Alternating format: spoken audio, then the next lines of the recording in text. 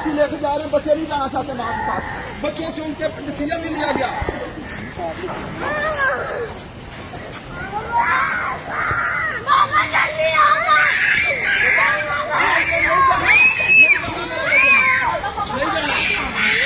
ये जबरदस्ती कर रही है मेरे बच्चों के साथ। मेरे बच्चे नहीं जाना चाहते अपनी माँ के साथ, मेरा बच्चे अपनी माँ के साथ नहीं जाना चाहते।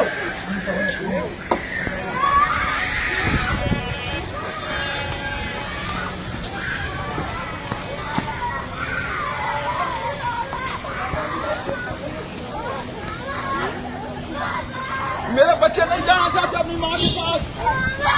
मेरे बच्चों से पूछा नहीं, मेरा बच्चा स्कूल बन गया, अच्छा स्कूल में पढ़ता है।